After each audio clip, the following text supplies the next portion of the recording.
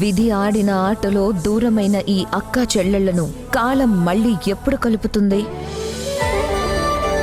జానకి పరిణయం మీ ఈటీవీలో. ఇవే ఇవే జీవన తరంగాలు, ఇవే ఇవే జీవన తరంగాలు, జీవన తరంగాలు. మీ ఉప్పు తిన్నాను, మీకు ద్రోహం చేయలేను, నన్ను నమ్మండి. దేవిక గారు చెప్పినట్టు నేను కళ్యాణ్ మనిషిగా ఉండి ఆవిడ కోసం పని చెయ్యాలి. అప్పుడే నేను చేసిన పాపానికి ప్రాయశ్చిత్తం చేసుకున్నట్టవుతుంది. మరిక్కడికి ఎందుకు వచ్చావు? తలకి దెబ్బ తగిలిందని మేడం గారు హాస్పిటల్కి వచ్చారు. నాకు కూడా డబ్బులు ఎమర్జెన్సీ ఉంది. తప్పని పరిస్థితిలో మీకు చెప్పకుండా ఇక్కడికి రావాల్సి వచ్చింది సార్. అపార్థం చేసుకోకండి, కొంచెం డబ్బులేమైనా సర్దగలరా సార్? నీకిష్టం వచ్చినప్పుడల్లా బ్లాక్మెయిల్ చేయడానికి దిగితే ఊరుకోను. నా గురించి నీకు ఒక్క వైపే తెలుసు, ఇంకో వైపు ఇంతవరకు తెలీదు. గుర్తుపెట్టుకో, దేవిక లాంటి శివంగితో ఆడుకున్నవాణ్ణి. నువ్వు నాకొక లెక్క కాదు, అర్థమైందా?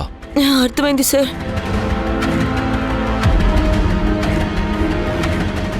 Thank you sir.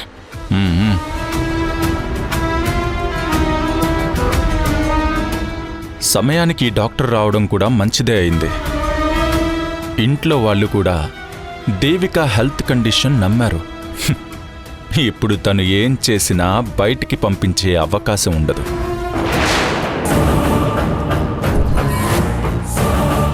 దేవికకి టాబ్లెట్స్ వల్ల నిజంగానే పిచ్చి పట్టిందా ఏంటి?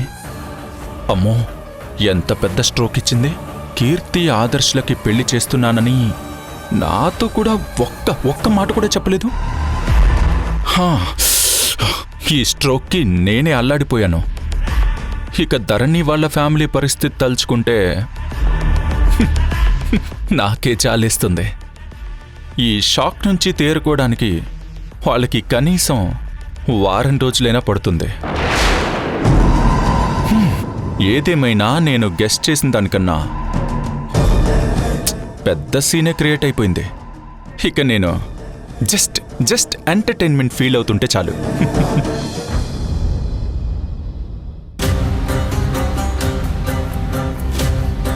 అయినా నా బిడ్డ పెళ్లి చేయలేనని నువ్వెలా అనుకున్నావే? కానీ పూటకి దిక్కులు చూసే నువ్వు నన్ను నిలదీస్తుంటే చాలా కామెడీగా అనిపిస్తుంది. అక్క, నన్ను క్షమించు. నా ప్రవర్తనతో, నా మాట తీరుతో మిమ్మల్ని కష్టపెట్టానని నాకు తెలుసు. కానీ తప్పలేదక్క. ఇది మన కుటుంబం చక్కబడాలని చేశాను.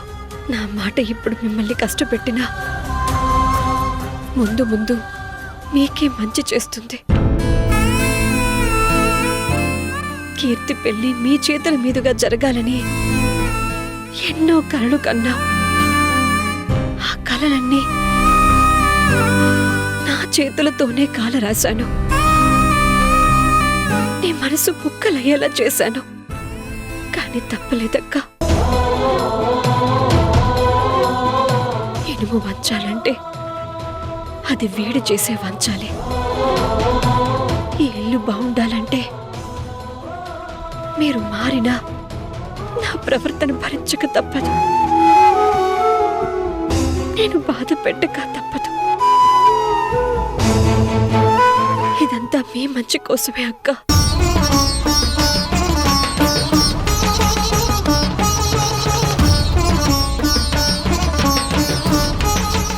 కీర్తి పెళ్లి ఆదర్శ్తో చేసి తన జీవితం నాశనం చేయలేదక్క.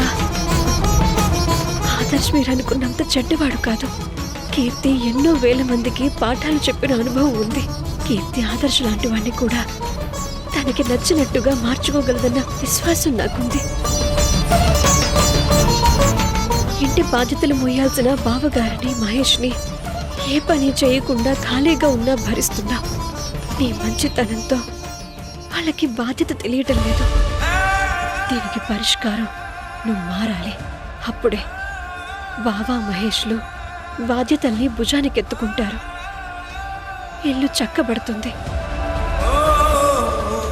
మీరు నన్ను పిచ్చిదాన్నని, రాక్షసులని తిట్టుకున్నా పర్వాలేదు, నేను భరిస్తాను. మీ అందరినీ సరైన దారిలో పెడతాను. నువ్వు చూస్తూ ఉండు. నా చెల్లెలు చేసింది మంచి పనే అని నువ్వే నన్ను మెచ్చుకునే రోజు ఒకటి త్వరలోనే వస్తుంది.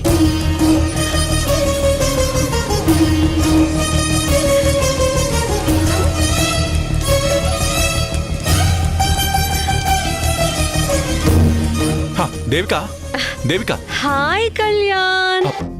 వాళ్ళకి కొబ్బరి బొండలు తెచ్చిచ్చారా? ఇప్పుడే ఇచ్చొచ్చాను. కళ్యాణ్, వాళ్ళకి మర్యాదలన్నీ మనమే దగ్గరుండి చూసుకోవాలి. లేదంటే ఈ ఇంటి కొత్త అల్లుడు గారు హర్ట్ అవుతారు. ఏమంటావ్? సరే సరే, ఓకే. క్యాచ్.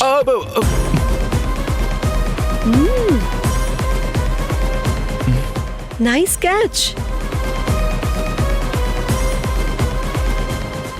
చూసింది చాలు, యాపిల్ తినండిక. ఆల్రెడీ నీ బిహేవియర్ చూసి షాక్ తిన్నాను. ఇంకా యాపిల్ తిన్నా యూజ్ లేదు. నేను అన్ప్రెడిక్టబుల్ కళ్యాణ్. నా బిహేవియర్ కానీ, నా టాకింగ్ స్టైల్ కానీ మీ ఊహకి మించి ఉంటుంది. దేవిక 2.0 వర్షన్ని నువ్విప్పుడు చూస్తున్నావు.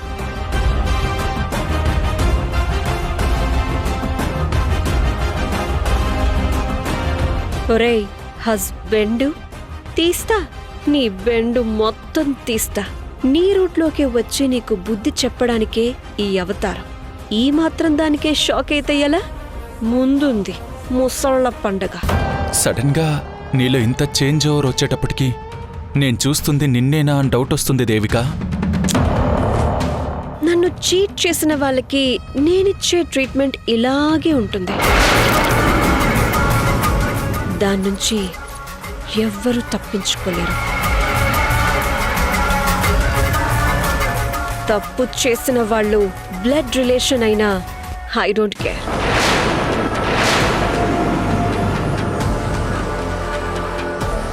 పనిష్మెంట్ ఓ రేంజ్లో ఉంటుంది.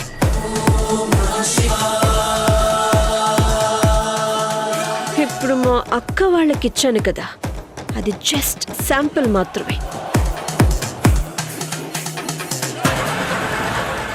దేవిక, ఈ మాట అన్నది మీ వాళ్ళని ఉద్దేశించే కదా? అవును. కీర్తి గాజుల విషయంలో జరిగిన మోసం గురించి అన్నాను. అదేంటి, నువ్వు కూడా టెన్షన్ పడ్డట్టుగా కనిపించావు? కొంపదీసి నన్ను చీట్ చేసిన వాళ్ళ లిస్టులో నువ్వు కూడా ఉన్నావా? అయ్యో దేవిక, నీకోసం ప్రాణాలిచ్చి నన్ను అనుమానిస్తున్నావా? నీకు వచ్చే కష్టం ఏదైనా ముందు నన్ను దాటుకుని రావాలి. అలాంటి నేను నిన్ను మోసం చేస్తానా? ప్రాంక్ చేశాను కళ్యాణ్. ఎలా ఉంది నా కామెడీ టైమింగ్? అదిరిపోయింది. కానీ ఇలాంటివి మళ్ళీ ట్రై చేయకు, నేను తట్టుకోలేను. సరేలే, కానీ నీ ఫేస్లో అప్పుడప్పుడు ఇలాంటి టెన్షన్ కనిపిస్తుంటే ఎందుకో బాగుంటుంది అనిపిస్తుంది. నేను టెన్షన్ పడితే బాగుండడం ఏంటి? నాకేమీ అర్థం కావట్లేదు. కళ్యాణ్, మనిషి అనేవాడికి నవరసాలు అవసరం అంటారు కదా. ఆ రసంలో టెన్షన్ కూడా ఒక రసం అన్నమాట. మనిషి అన్నాక మాత్రం కూసింత కళాపోషణ ఉండాలేవోయ్.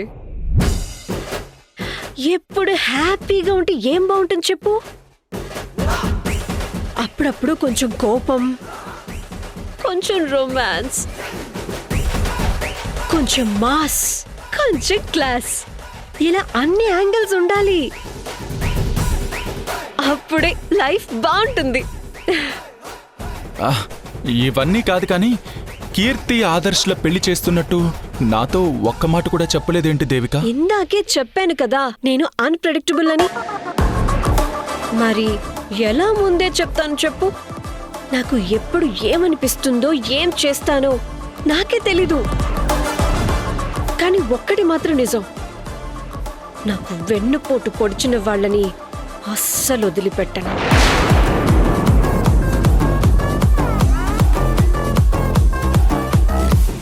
దీని చేంజ్ ఓవర్ నాకు హార్ట్ అటాక్ తెప్పించేలా ఉంది. పగపడితే అంతు చూసేదాకా వదిలిపెట్టేలా లేదు. నీ ఫేస్ లో టెన్షన్ ఎక్స్ప్రెషన్ చూడలేకపోతున్నాను.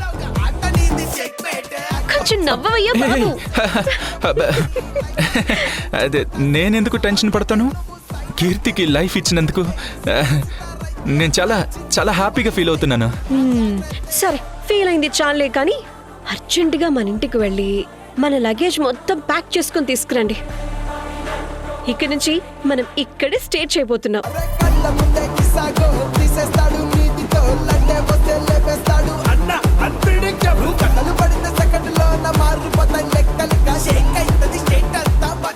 నేనేమైనా నీ ఫోటో తీస్తున్నానా? అలా స్మైల్ చేస్తూ నిల్చున్నా. వెళ్ళి లగేజ్ తీసుకురండి. సరే సరే వెళ్తున్నా. కళ్యాణ్, ఇక్కడ బాగా ఉక్కుపోస్తోంది. ఈ ఇంట్లో ఎలాగూ ఏసీ ఉండదు.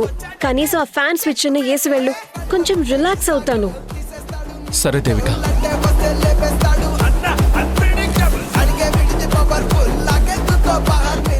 I love you darling. I love you two Devika. వెళ్ళి లగేజ్ తీసుకురండి.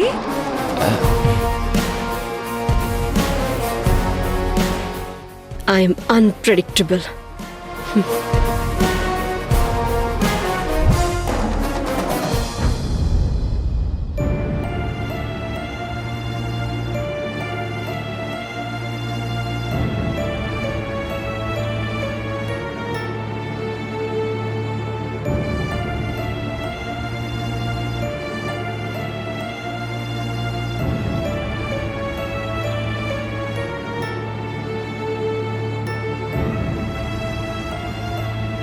కీర్తి,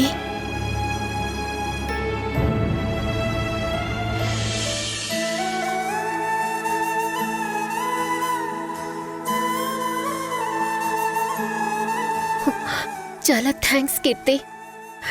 నీ రుణం ఎన్ని జన్మలెత్తినా తీర్చుకోలేను. నాకిచ్చిన మాటని ఎక్కడ నిలబెట్టుకోలేవేమో అని చాలా టెన్షన్ పడ్డాను. నిన్ను తిట్టుకున్నాను. కానీ ఆదర్శని పెళ్లి చేసుకొనొచ్చి నేను తప్పుగా అర్థం చేసుకున్నానని రుజువు చేశావు. నా పసుపు కుంకాల్ని నిలబెట్టావు.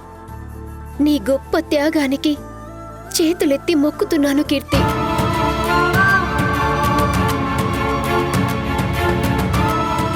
దేనికొదినా మొక్కుతున్నావు? ఈ ఇంట్లో మా అమ్మా నాన్నల మనసులో నా స్థానం కోల్పోయినందుకు దండం పెడుతున్నావా? లేదంటే ఆదర్శతో పెళ్లి చేసుకుని నరకంలోకి కాలు పెట్టినందుకు దండం పెడుతున్నావా? దేనికి దండం పెట్టావు? నీ 3 ముళ్ళు నిలబెట్టడానికి నా మెడలో ఉరితాడు వేసుకున్నందుకు దండం పెట్టావా? చెప్పు వదినా, చెప్పు. ఎన్ని రోజులు ఈ ఇంట్లో కీర్తి అంటే ఎంత కష్టమైనా ఇంటి పరువు మర్యాదలు నిలబెట్టే కూతుర్లా అమ్మ వాళ్ళు నన్ను చూశారు. కానీ ఈరోజు కన్నవాళ్ళు నా మీద పెట్టుకున్న ఆశల్ని కలల్ని కాలు రాసిన రాక్షసిలా చూస్తున్నారు. ఇప్పుడు నీకు సంతోషంగా ఉందా వదినా? నీ మాట నెగ్గించినందుకు నీ ఈగో సాటిస్ఫై అయ్యిందా? నేను ఆదర్శని పెళ్లి చేసుకుంటానని అమ్మ వాళ్ళు కలలో కూడా ఊహించుండరు. కానీ నేను అదే నిజం చేసి మా అమ్మకి తీరని గుండె కోతని మిగిల్చాను. జన్మలో క్షమించరాని నేరం చేశాను. మా అమ్మ తన చేతుల మీదుగా నా పెళ్లి చేయాలని ఆశపడింది. అది నా ఆశలన్నీ ఆవిరయ్యేలా చేశాను. అన్నయ్య క్షేమం కోసం అమ్మకి నమ్మక ద్రోహం చేశాను. వెన్ను పోటు పొడిచాను. ఏ కూతురు చెయ్యలేని అన్యాయాన్ని నేను మా అమ్మకి చేశాను.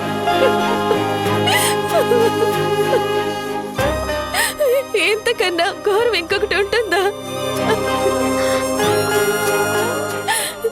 తన మనసుకు నచ్చిన వాడితో పెళ్లి చేసుకుని నిండు నూరేళ్ళు జీవితాన్ని హాయిగా గడపాలని ప్రతి అమ్మాయి కోరుకుంటుంది. కానీ నీ స్వార్థం కోసం నా జీవితాన్ని పణంగా పెట్టావు వదినా.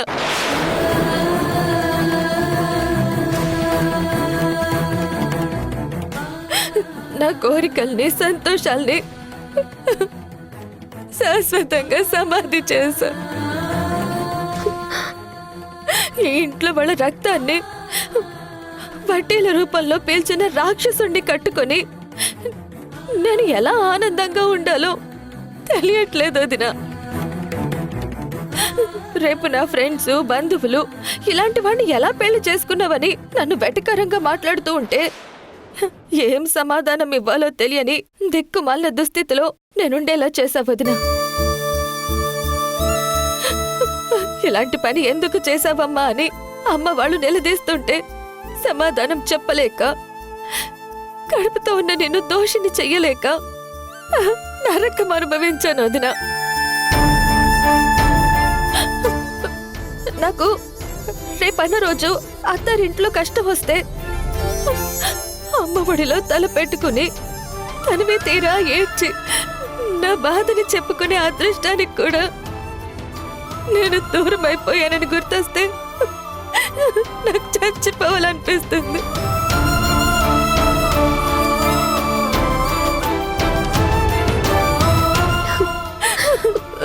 సారీ కీర్తి, పరిస్థితుల ప్రభావం వల్ల నీతో మాట తీసుకున్నానే గాని నువ్వంటే నా చెల్లెలితో సమానంగా చూస్తాను.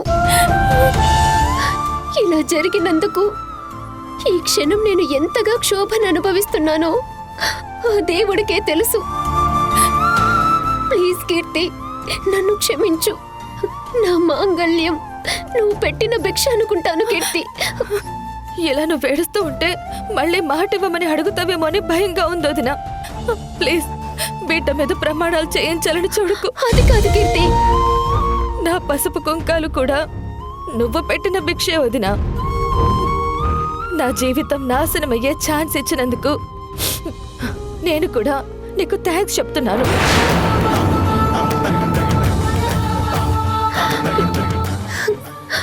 నన్ను క్షమించు కీర్తి, క్షమించు.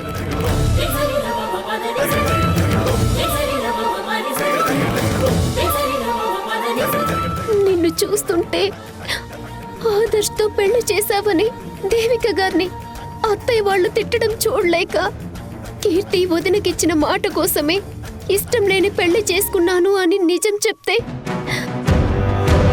అందరూ నన్ను ఇంట్లో నుంచి వెలివేస్తారు. అదే జరిగితే నా బిడ్డ పరిస్థితి ఏంటి?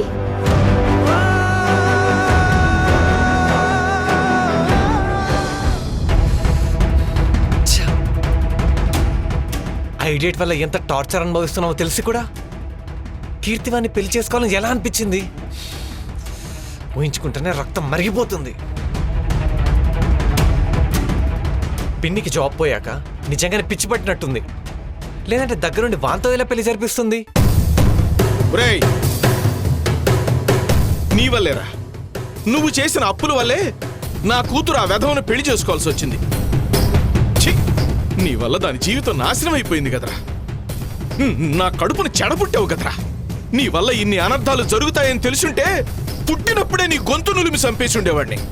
ఏంటి తప్పంతా నేనే చేశానంటున్నావు? నీకు కూడా మైండ్లో చిప్పు తొబ్బినట్టుంది. నేను ఆదర్శ్ గారి దగ్గర అప్పు చేస్తేనే కాదు, నువ్వు కూడా పెళ్లిలో యాక్సిడెంట్లు చేసి వాడి హెల్ప్ తీసుకున్నందుకే అది వాడిని పెళ్లి చేసుకుంది. ఆ విషయం మర్చిపోయావు. దానికి మరి నిన్నేమనాలి? ఒరేయ్ బుద్ధి లేనోడా, నాది అనుకోకుండా జరిగిందిరా. కానీ నువ్వు నీ బతుకు నువ్వు బతకడం చేతకాక అప్పులు చేసి మీ అమ్మ మీద పడ్డావు. నీ దరిద్రం కూడా కీర్తి మీ అమ్మే మొయ్యాల్సి వచ్చింది. ఆడవాళ్ల సంపాదనతో వడ్డీలు కడుతున్నావు. కొంచెమైనా సిగ్గుశరం లేదురా నీ జన్మకి. థు! అడుక్కు తినేవాడి కడుపులో పుట్టినా నేను సంతోషంగా ఉండేవాన్నేమో. నీలాంటి దరిద్రుని కడుపులో పుట్టాను, అనుభవిస్తున్నాను. నీ బతుక్కి పిల్లల్ని పోషించి చదువు చెప్పించడం చేత కాదు, కానీ ఇప్పుడు నా పొజిషన్ గురించి మాత్రం మాట్లాడతావా? పెళ్ళి ఇన్ని సంవత్సరాలైనా మా అమ్మ సంపాదన మీదే ఆధారపడి బతుకుతున్నావు. నీకు సిగ్గులేదా? నీది ఒక జన్మేనా? ఏ రైలు కింద పడి చావు. ఏం కూసావరా నిన్ను? యూస్లెస్ ఫెలో, తండ్రిని పట్టుకొని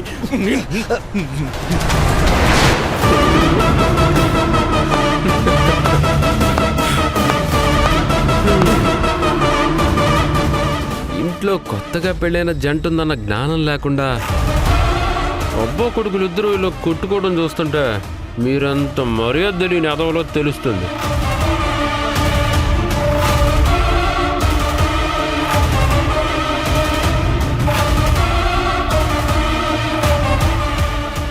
కొట్టుకోవడం ఆపేశారేంటి? కంటిన్యూ చేయండి. కనీసం ఇలాగైనా కొత్త అల్లుడికి ఎంటర్టైన్మెంట్ ఇచ్చారని ఫీల్ అవుతాను. రేయ్, నీకు ఏమాత్రం సిగ్గు, రోషం, పౌరుషం ఉంటే తక్షణమే నా ఇల్లు ఖాళీ చేసి బయటకు వెళ్ళిపో. ఏమైనా లెక్కలుంటే తర్వాత చూసుకుందాం. ఏదైనా ఉంటే మగాళ్ళతో మాట్లాడాల్సింది పోయి నా చెల్లిని మ్యానిపులేట్ చేసి పెళ్లి చేసుకుంటావా? ఆ దేవికి అండుందని రెచ్చిపోతే కాళ్ళు చేతులు విరక్కొడతాను. మర్యాద ఇక్కడి నుంచి వెళ్ళిపో. రేయ్, ఏంట్రా సైలెంట్గా ఉంటే రెచ్చిపోతున్నావు? చుట్టాన్ని అయిపోయాను కదా, సాఫ్ట్గా ఉంటాను అనుకుంటే బాదం పప్పులో కాలేసినట్టే. నాలో ఉన్న రౌడీని నిద్ర లేపాలని చూడకండి.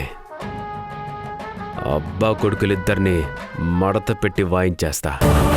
ఏంట్రా బెదిరిస్తున్నావా? నువ్వు ఇంటల్లుడివేంట్రా? బజార్ రౌడీవైతేను బుద్ధున్నోడు ఎవడైనా నీతో బంధుత్వం కలుపుకోవాలని చూస్తాడ్రా? ఇదిగో, మర్యాదగా తప్పైపోయిందని చంపలేసుకొని ఇక్కడి నుంచి వెళ్ళిపో. లేదంటే ఈ రాజశేఖర్ ఉగ్ర నరసింహుడు అవుతాడు. జాగ్రత్త. నీ పేగులు తీసి నా మెళ్ళలో వేసుకుంటాను. పోరా బయటికి. కూతురికి పెళ్లి చేయడం చేత కాదు కానీ నువ్వు నన్ను అంటున్నావా? మీ దరిద్ర బ్రతుకులు బాగుండాలనే నీ కూతురు తెగించి నన్ను పెళ్లి చేసుకుంది.